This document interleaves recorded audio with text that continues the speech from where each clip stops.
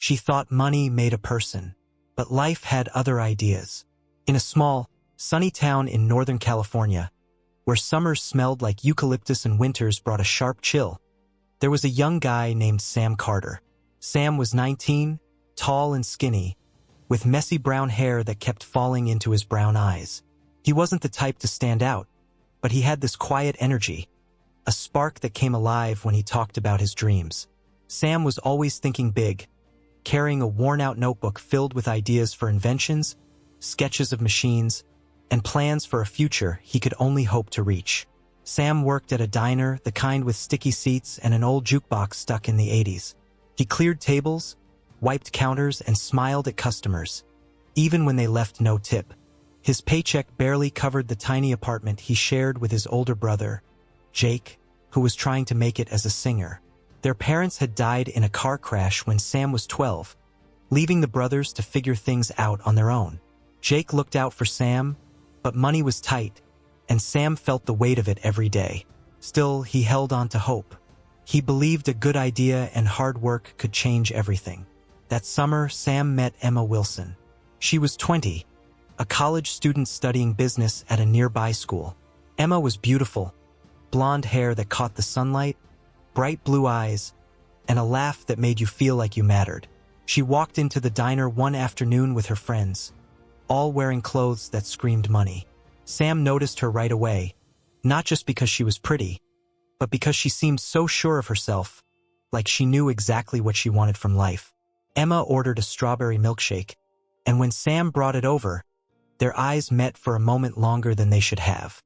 He gave her a shy smile, and she smiled back, just enough to make his heart skip.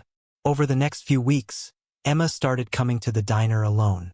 She'd sit at the counter, sipping coffee, flipping through her textbooks, and talking to Sam during his breaks.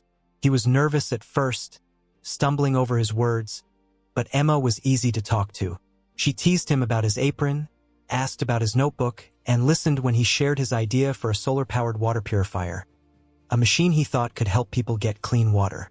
"You're kind of a geek, aren't you?" she said one day, her voice playful, her eyes warm. Sam grinned, rubbing the back of his neck. "Yeah, maybe, but I think geeks can do big things." She tilted her head, looking at him closely. "You really believe that, don't you?" "I have to," he said, his voice soft but certain. "It's all I've got." Something sparked between them, a connection they both felt. They started hanging out outside the diner, walks in the park, late-night talks on the library steps.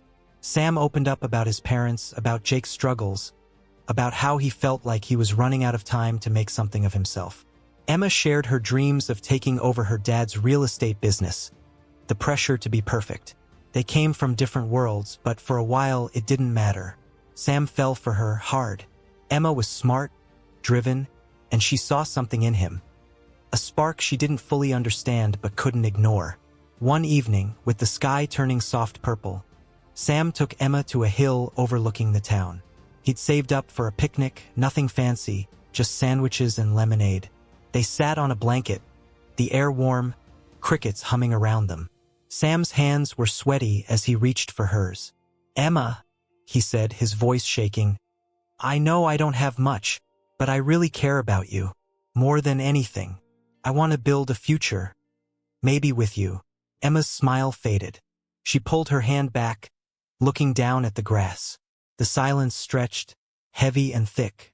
"Sam," she said at last, her voice gentle but firm, "you're amazing. You really are. But we're different.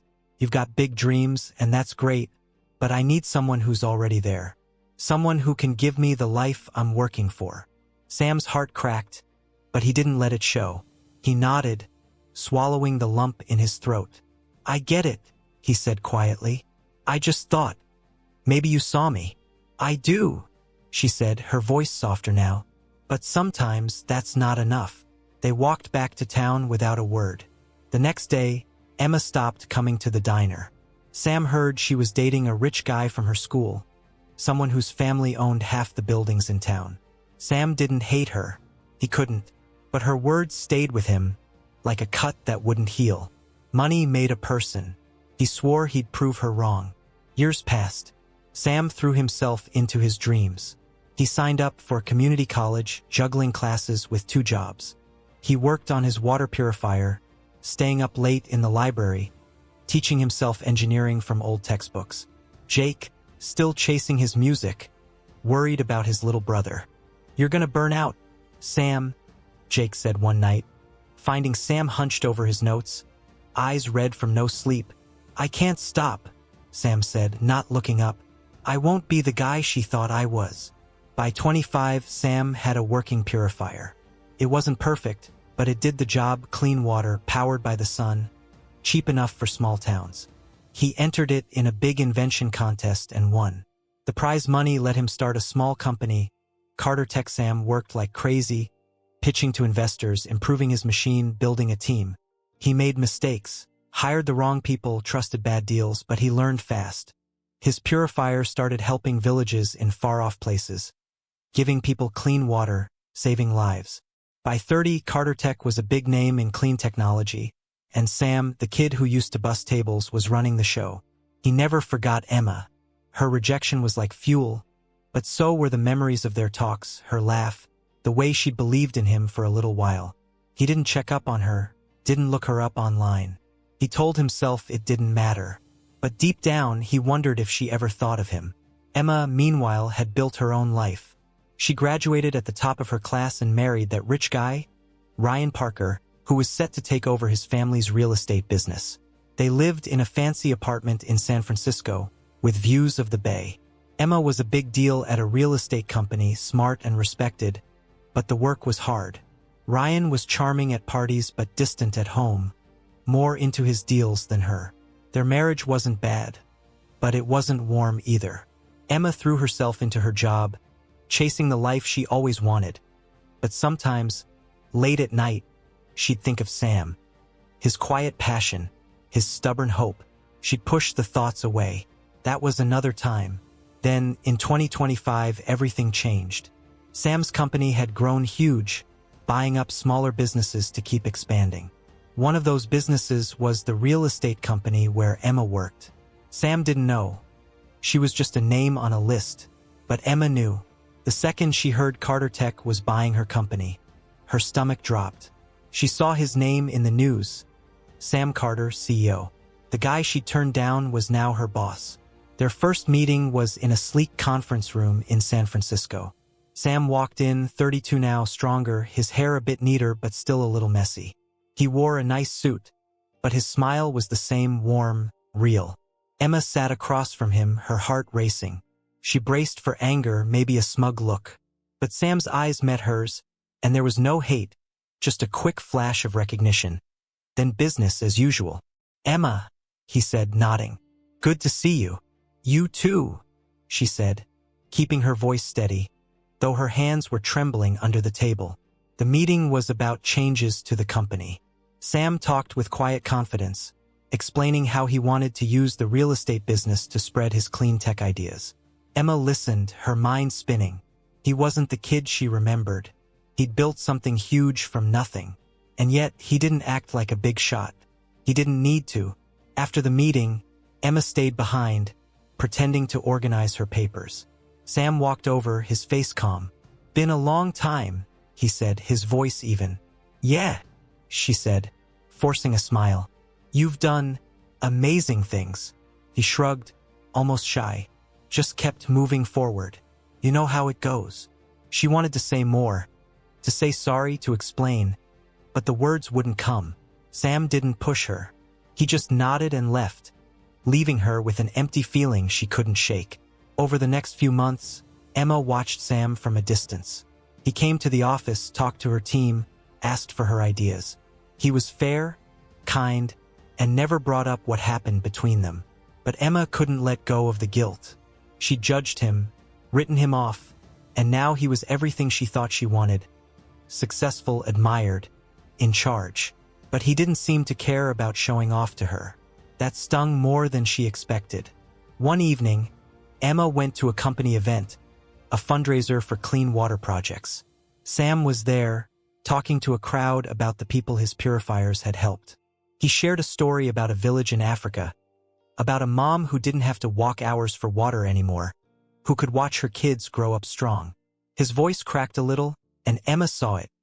The same spark she'd seen when he was 19, the dreamer who believed he could make a difference. After his speech, she walked up to him, her heart pounding. The room was loud, but to her it was just them. "Sam," she said, her voice quiet. "I need to say something. Back then, I was wrong. About you. About what's important." He looked at her, his eyes steady. For a second, she thought he'd brush it off, but he didn't. "You weren't totally wrong," he said softly. "I didn't have much to offer back then, but you made me see I had to build it myself. In a way, I owe you." Emma's eyes burned with tears. She shook her head.